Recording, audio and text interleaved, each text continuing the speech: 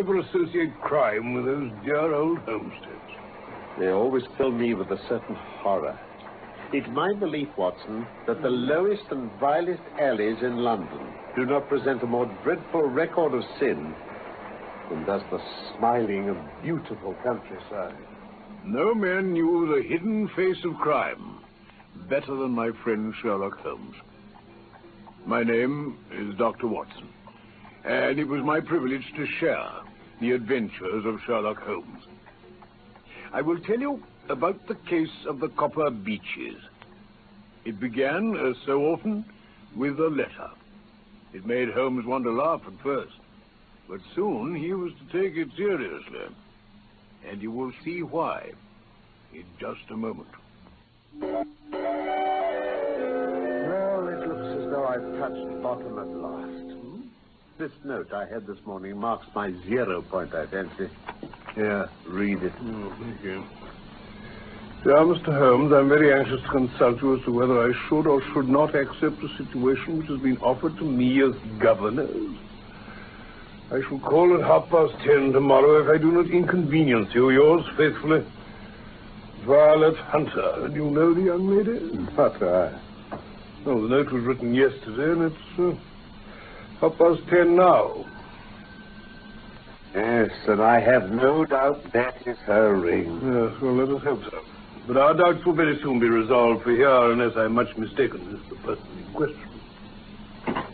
Oh. You will excuse my troubling you, I hope, Mr. Holmes. I shall be happy to do anything I can to serve you, Miss Hunter. Pray take a seat. Thank you. Oh, this is my friend and colleague, Dr. Watson. How do you do? How do you do, Dr. Watson? Well, Mr. Holmes, I think I should explain that I have had a very strange experience. And as I have no parents or relatives of any sort from whom I could ask advice, I thought that perhaps you would be kind enough to tell me what I should do. A strange experience? I have been a governess for 5 years, but my employer recently took an appointment abroad, and I found myself without a situation. I advertised and I answered advertisements, but I had no success. Then the little money I'd saved began to run short. I was at my wit's end what to do. There is a well-known agency for governesses in the West End called Westways, and I used to call there about once a week.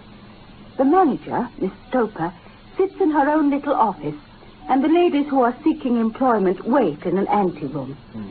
They're shown in one by one, and Miss Stoper consults her ledgers and sees whether she has anything to suit them. Well, when I called last week, I was shown into the office as usual, but I found that Miss Stoper was not alone. Ah, this one will do. I could not ask for anything better, Miss Stoper. Capital, capital. Sit down, Miss Hunter, please. This is Mr. Rucastle. Thank you. You are looking for a situation, miss? Yes, sir. As governess? Yes, sir. And what salary, do you ask? In my last place, with Colonel Spence Munro, I had £4 a month. Oh, come. Sweating, rank sweating. How could anyone offer so pitiful a sum to a lady with such attractions and accomplishments? Oh, my accomplishments, sir, may be less than you imagine. A little French, a little German, music and drawing. Now, this is all quite beside the question. The point is, have you the bearing and deportment of a lady? There it is, in a nutshell. If you have not, you are not fitted for the rearing of a child who may someday play a considerable part in the history of the country. But if you have, well, then how could any gentleman ask you to condescend to accept anything under 3 figures? Your salary with me, madam, would commence at £100 a year. Oh. It is also my custom to advance to my young ladies half their salary beforehand, so that they may meet any little expenses of their journey and their wardrobe. May I ask where you live, sir?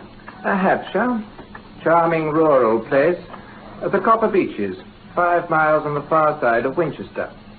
It's the dearest old country house.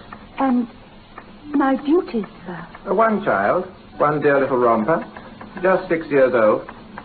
My sole duties, then, are to take charge of a single child. Oh, no. Not the soul, my dear young lady.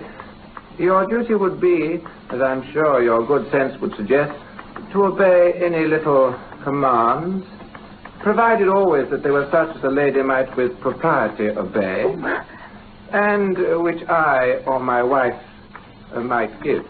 Your wife? I should be happy to make myself useful, of course. Quite so. We are faddy people, you know. Faddy, but kind-hearted. In dress now, for example, if you were asked to wear any dress which we might give you, you would not object to our little whim, huh? Why, no, sir. Or to sit here, or sit there. That would not be offensive to you. No. Or to cut your long hair quite short before you came to us. My hair? Oh, no, sir. Oh, not my hair. Oh, I'm afraid that is quite impossible. Well, I'm afraid it's quite essential. It is a little fancy of my wife's. And ladies' fancies, you know, madam, ladies' fancies must be consulted. And so you wouldn't cut your hair? No, sir. I really could not. Very well. In that case, Miss Stope, I had best inspect a few more of your young ladies. Very well, Mr. Rucastle. Miss Hunter, do you desire your name to be kept upon our books? Oh, if you please. Well, really, it seems rather useless since you refuse the most excellent offers in this fashion. You can hardly expect us to exert ourselves to find another opening for you. Good day, Miss Hunter. Next. Come along now. Well, Mr. Holmes, when I got back to my lodgings and found little enough in the cupboard and 2 or 3 bills on the table, I began to ask myself whether I had not done a foolish thing. After all, if these people had strange fads, they were at least ready to pay for their eccentricity. Very few governesses in England are getting 100 a year. Besides, what use was my hair to me? By the day after next, I had almost overcome my pride so far as to go back to the agency, when I received this letter from the gentleman himself. Miss Stope has kindly given me your address, and I write from the Copper Beeches to ask you whether you have reconsidered your decision. My wife has been much attracted by my description of you, and is very anxious that you should come. We are willing to give £120 a year, so as to recompense for any little inconvenience which our fads may cause. They are not very exacting after all, and your duties to the child are very light.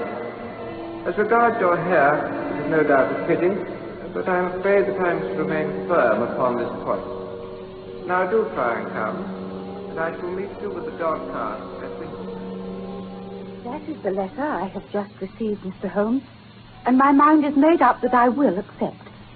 But I thought that before taking the final step, I should like to submit the whole matter to your consideration. I confess it is not the situation which I should like to see a sister of mine apply for, Watson? What can it all mean, Holmes?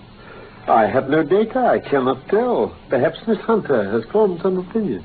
Well, Mr. Rucastle seemed a kind man. Is it not possible that his wife is a lunatic, and that for fear she should be taken to an asylum, he humors her to prevent an outbreak? As matters stand, that is the most probable solution. But in any case, it doesn't seem to be a very nice household for a young lady. Oh, but the money, Mr. Holmes, the money. The pay is too good. That's what makes me uneasy. There must be some strong reason for offering you £120 when they could have that pig for 40. Oh, I feel that too. So I thought if I told you the circumstances, you would understand afterwards if I wanted your help. I should feel so much stronger if I felt that you were at the back of me. Oh, you may carry that feeling away with you. I assure you that your little problem promises to be the most interesting that has come my way for some months.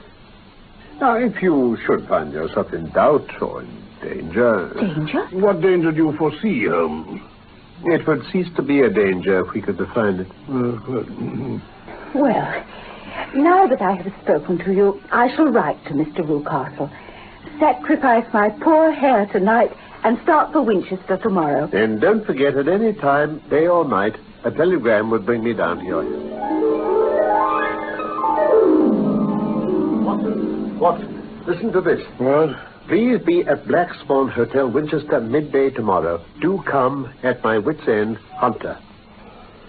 So it's taken her just a fortnight to find she needs my help again. I'll look up the trains at once. Will you come with me? I should wish to. Capital. Then I suggest we turn in at once. We shall need to be at our best in the morning.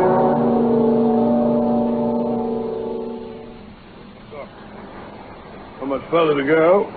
Good. Good heavens.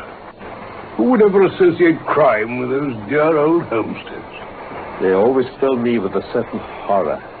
It's my belief, Watson, founded upon experience, I may add, that the lowest and vilest alleys in London do not present a more dreadful record of sin than does the smiling and beautiful countryside. Horrifying. Yes, but the reason is very obvious. The pressure of public opinion can do in the town what the law cannot accomplish. There is no alley so vile that the scream of a tortured child doesn't beget some sympathy and indignation among the neighbors, and one word of complaint can set the whole machinery of justice going. Yes, quite true.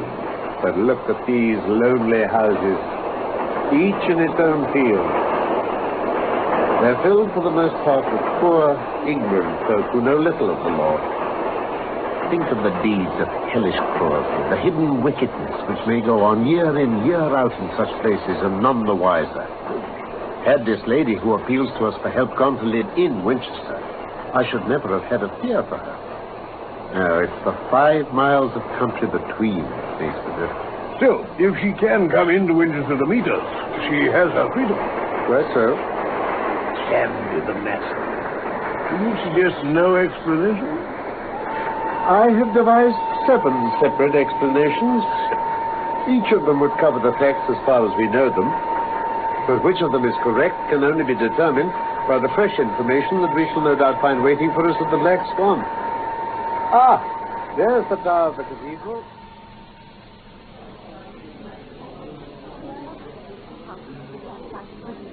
I got his leave to come into town this morning, though he little knew for what purpose. Pray let us have everything in its due order, Miss Hunter.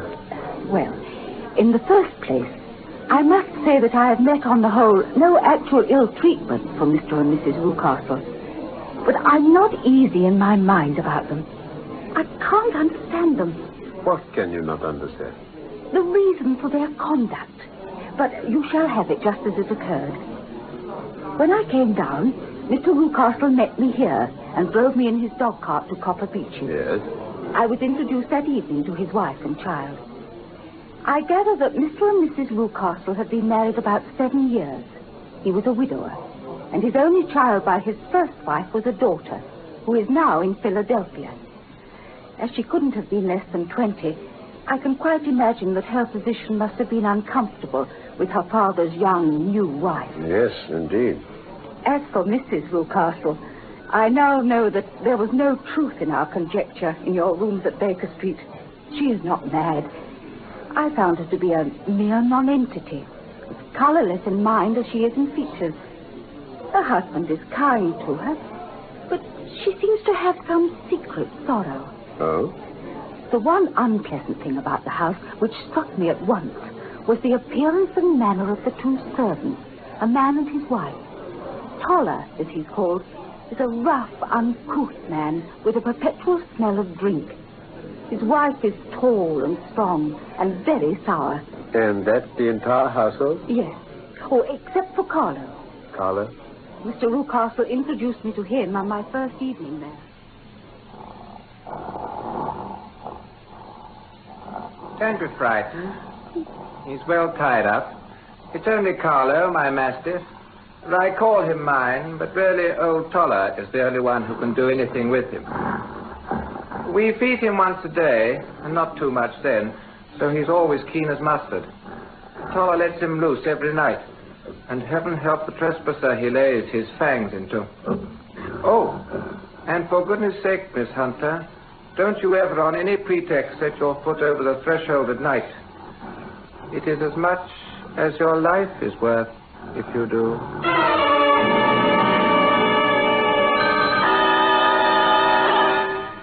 Very direct warning, and no idle one, I fancy. But pray, Miss Hunter, continue your narrative. For 2 days after my arrival, my life was very quiet. On the 3rd, Mrs. Rucastle came down just after breakfast and whispered in her husband's ear. Ah, yes, to be sure. Miss Hunter, my wife reminds me to say how much we are obliged to you for falling in with our whims so far as to cut your hair. And the effect is charming, my dear. Oh, it is nice of you to say so. I assure you it has not detracted the tiniest iota from your appearance. And now we shall see how a change of dress will become you. If you will kindly go up to your room, you will find one laid out ready on your bed. It belongs to my dear daughter Alice, who's now in Philadelphia. It should fit you very well. Charming. Simply charming. Might have been made to measure, eh, dear? A perfect fit. I was surprised to see how well it suited me. Perfect. And now, Miss Hunter, be good enough to take the chair over there, the one with its back to the center window. Ah, splendid. Now then, my dear, let us stay and talk with Miss Hunter for a little while, shall we? And they stayed there talking for about an hour, Mr. Holmes. Mr. Rucastle told some extremely funny stories. So funny that I laughed till I was tired. The odd thing was, though, that Mrs. Rucastle never so much as smiled at them. Then her husband suddenly remarked that I might change my dress and go about my daily duty. Well, 2 days later, the same thing happened. When he had had me laughing helplessly at his stories for a while, my employer handed me a novel, moved my chair slightly to one side, and asked me to read to him. I read for about 10 minutes, and then suddenly, in the middle of a sentence, he ordered me to stop and go and change my dress. Well, I hope, Mr. Holmes, you don't find my story too protracted. I'm glad of the full details, whether they seem to you to be relevant or not. Well, I shall try not to miss anything of importance. You can imagine how curious I became as to the meaning of this extraordinary performance. For one thing, I noticed that they were always very careful to turn my face away from the window. I became consumed with a desire to see what was going on behind my back. Then a happy thought seized me. My hand mirror had been broken, and I concealed a small piece of the glass in my handkerchief. Good. On the next occasion, in the midst of the laughter, I put my handkerchief up to my eyes and was able, with a little management, to see all that there was behind me. And what was that? There was a man standing outside in the Southampton Road. He was small, and he had a beard. There were several others, but this one appeared to be looking earnestly in my direction. However, when I lowered my handkerchief, I found Mrs. Rucastle's eyes also fixed on me. She said nothing, but I'm convinced that she knew I had a mirror in my hand. She rose at once. Jethro, my dear, there's an impertinent fellow out on the road who's staring up at Miss Hunter. Really? A friend of Miss Hunter's, no doubt. I know no one in these parts, sir. Oh, dear me. How very impertinent, then. Kindly turn round and wave him away. Like this. Oh, surely it would be better to take no notice. No, we should have him loitering here always. Exactly. Kindly turn round, Miss Hunter, and motion him to go away. Very well. Is that all you have to tell us, Miss Hunter? Almost all, Mr. Holmes. I have noticed that one wing of the Copper Beeches appeared to be quite uninhabited. Oh? When I saw Toller come from there yesterday and forget to take the key out of the partition door, I slipped in quickly enough. I found a little passage with 3 doors in a line. 2 of them were open.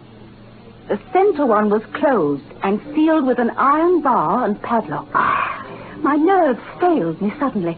I turned and ran straight into the arms of Mr. Rucastle. So it was you, then? Oh, I'm so frightened. And what has frightened you, my dear young lady? It's so dreadfully still in there. It's so lonely and eerie. Only that? Why? What do you mean? Why do you imagine I locked the door to this wing? Why, I'm sure I don't know, sir. It's to keep out people who have no business here. Do you see now? Oh, well, I'm sure if I had known, Well, then, you know now. And if you ever put your foot over that threshold again, I'll throw you to the mastiff. Remember that, miss? After that, I suppose I could have fled the house. But I must confess my curiosity remained as strong as my fears. By the time I had sent you a wire, Mr. Holmes, I felt much easier.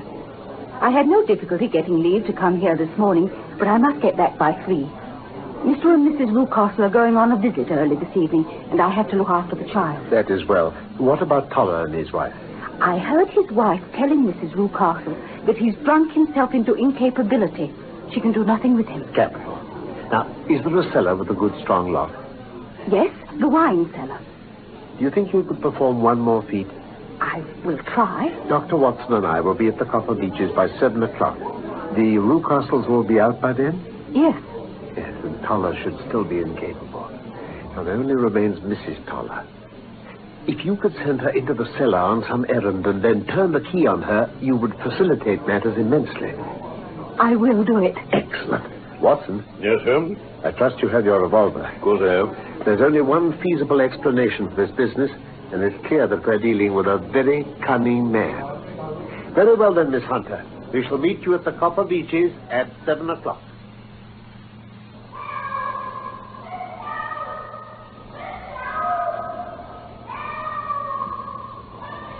Have you managed it? Yes. That's Mrs. Toller thumping to be let out. Toller is snoring on the kitchen rug. Here are his keys. Well done. Now, lead the way, and we shall soon see the end of this black business.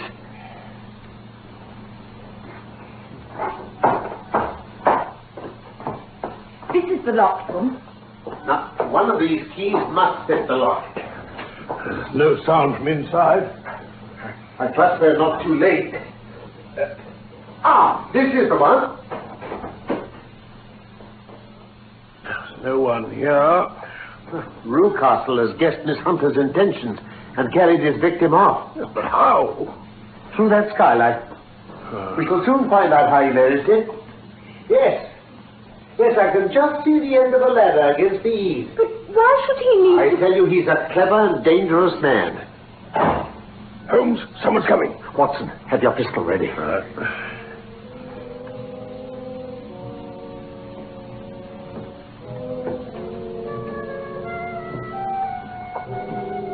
So, I've caught you, have I? Villain, where's your daughter? It is for me to ask you that, you thieves. Spies and thieves. Thieves? But you're in my power. I'll serve you. He's gone for the dog. I have my revolver. We'd better get downstairs and close the door.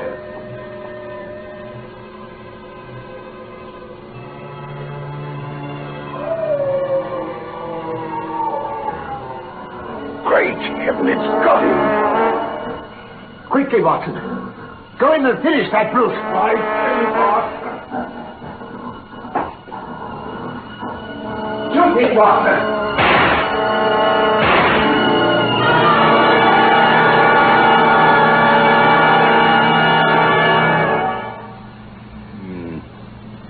Well, Rucastle will live at any rate. Then let us hear what Mrs. Toller has to tell us. It's clear to me that she knows more about this matter than anyone else. I've done so before now, if I'd have got out of that cellar. Oh, miss, it's a pity that I didn't know what you was planning. I'd have told you were wasting your time. But how could I know? Pray, Mrs. Toller, let us hear it. There are several points on which I must confess I'm still in the dark. Well, she was never happy at home, wasn't Miss Alice, after he married again. You refer to Rucastle's daughter? Yes, sir. She wasn't happy. But things never got real bad for her till she took up with Mr. Fowler, Mr. Fowler? a seafaring gentleman. She met at a friend's house. And Rucastle objected to the association. Well, it wasn't just that, sir. You see, Miss Alice had a lot of money of her own by her mother's will. And there seemed to be a chance of her husband coming forward. Mr. Rucastle wanted her to sign a paper giving him control of the money, whether she married or not. When she wouldn't, he kept at her so much that she talked about running away. Then I think I can deduce all that remains. Rucastle, I presume, took to this system of imprisonment. Yes, sir. Do you mean that Alice never went to Philadelphia? That Mr. Rucastle kept her locked up in that room? Yes, and had the ingenious idea of bringing you down from London to impersonate her, to give the watching Mr. Fowler the impression that she no longer wished to encourage her. The laughter on these occasions was to convey the appearance that she remained in good spirits and was under no compulsion of restraint. But then, where is Alice now? I presume Mr. Fowler, being as persevering as a good seaman should be, succeeded by certain arguments in convincing that lady that her interests were the same as his. Mr. Fowler was a very kind-spoken, free-handed gentleman. Precisely. And in this way, he managed that your good man should have no want of drink, and that a ladder should be ready at the moment when your master had gone out. He suspected something and came back. Like us, he was too late for his daughter. Oh, but Watson, what? And Miss Hunter, here comes a lady. I presume it to be Mrs. Rucastle. Our locus standi now is rather a questionable one. I think we'd better make our way back to Winchester and say goodbye to the Copper Beeches forever.